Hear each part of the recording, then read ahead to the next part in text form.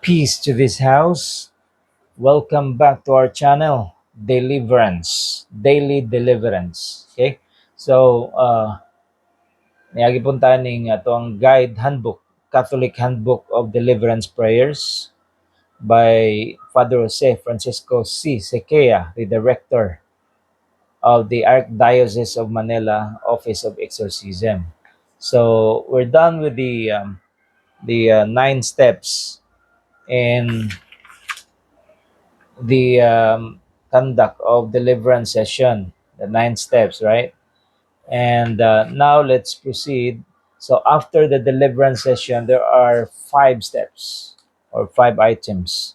Okay, so first is afterwards, it is important to check any reaction in the victim, both positive and negative, especially 2 to 3 days after the deliverance session. This will help provide feedback, evaluation on how to proceed next. A suggestion would be to ask the victim to write a daily journal regarding his progress. So, I observe na to ang victim, no? Ang ato ang deliverance in 2 3 days. Pangumustahan na to, kumusta man, then suggest ta nga magbuhat siya journal, daily journal sa iyang progress, kumusta naman ay iyang paminaw siyang kaugalingon.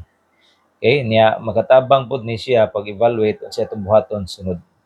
So, number 2 is if the person has been set free, that is a non of recurrence of the problem with a span of a month, it is at most important that the patient continues his personal spiritual rule of life program.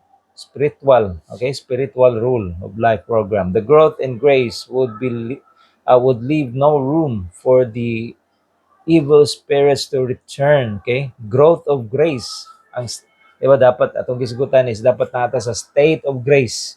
So the growth of grace, grasya sa Ginoo, pinaagyan na wa nay lugar para sa mga evil spirits nga mobalik. Okay? This rule of life would include the sacraments. Ano sa mga sacraments? First is the baptism, di ba? Bunyag, and then confirmation, kumpirma. Oh. Then nanadiha ang Eucharist, then confession, ang sacraments of healing, sacraments of ano reconciliation. So confession and anointing of the sick. Okay?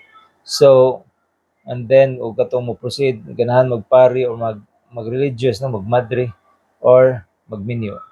So mo na mga sacraments na ang paningkamutan, labi na ang confession. Importante kayo ang confession. In fact, usa na siya sa dimension na to nga dapat nata sa state of grace let's practice cares. Cares stands for confession, adoration. Okay, confession number 1. Mag-ikumpisal gyud nato atong mga sala aron nga number 1 gyud na aron naata sa state of grace.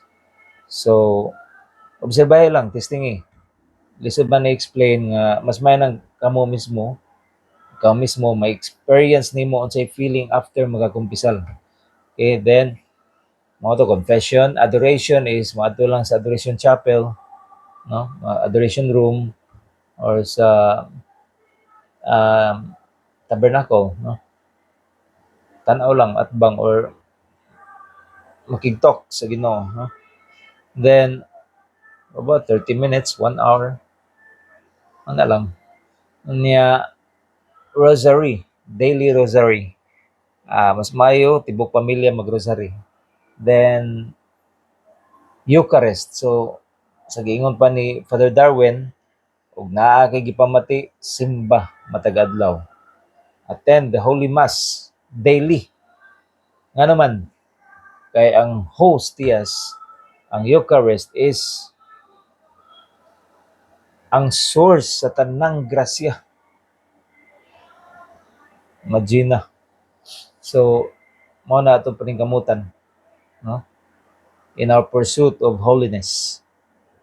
Then Eucharist, then sacramentals mo ni magamit og mga sacramentals katong labi na sa mga laity kay dili man ta mga di man ta pari, di ta kuha no. So sa mga laiko tawag kinahanglan tag mga sacramentals magamit na sa ato ang pag deliverance sa atong family, sa atong mga possessions. Again, deliverance is sa ato lang family. Okay?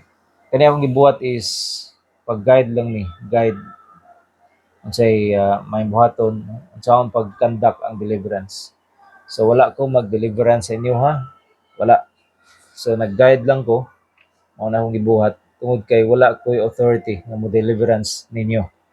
Kaya nga naman dili man ako'y head ninyo. Gawa siguro og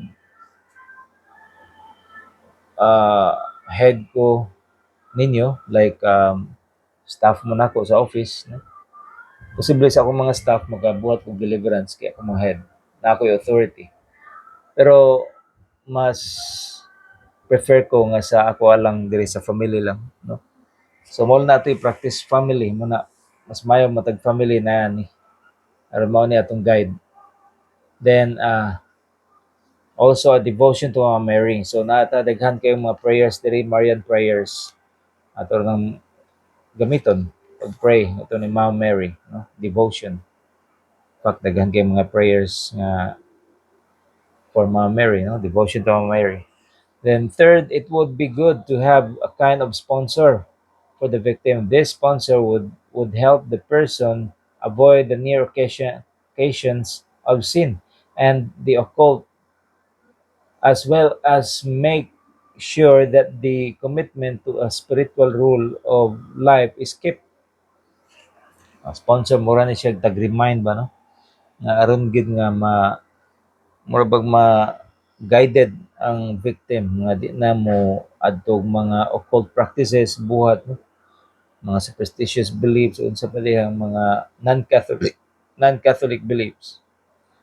And of course padayon nga naa sa state of grace nga madasig permi ang victim nga magkumpisal, kalawat, musimba, mag-rosary, and moadto sa adoration room, chapel. Again, ang pinaka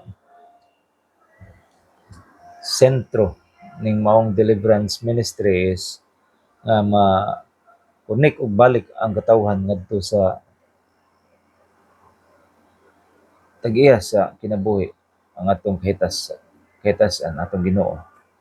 Okay, so it's about the pursuit of holiness. Okay, so fourth, if the victim seems to still have some form of demonic bondage, you would have to do the following. A. Search if there are other openings. Ang mga openings mo na nga kanang posible adto makasud sa ang mga evil spirits that may have been overlooked or kept hidden by the patient or what ay naiwag itong anday pasyente no nga naa siya habak or naa siya sa di mga anting-anting.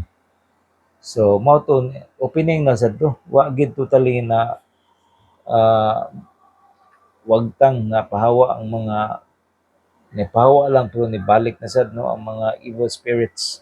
B. Plan a follow-up deliverance session. So pwede rin nga kuan lang let's say every Sunday no follow-up deliverance session. Kung kaya nimo kada adlaw deliverance no. Maybe family member man. Then prepare even more conscientiously the victim. You may even ask him or her to pray regularly personal deliverance prayers on him to weaken the attached spirit. So pwede sad nga ang victim mismo mo pray siya himself no?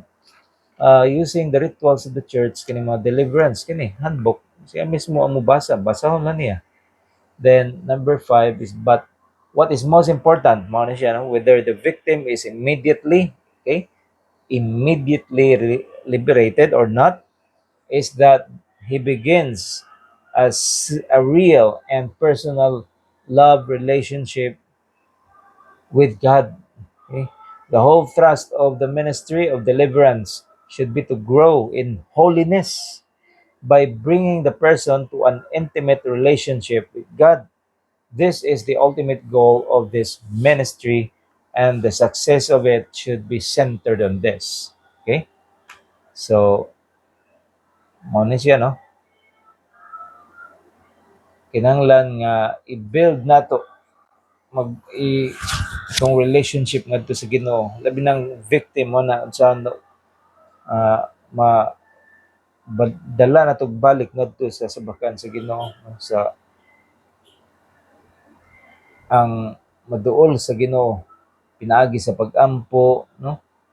Pinaagi sa pag-practice sa pagbuhat ug unsay angay ug unsay maayo, what is right and just. So that's it for the after the deliverance session topic. Okay.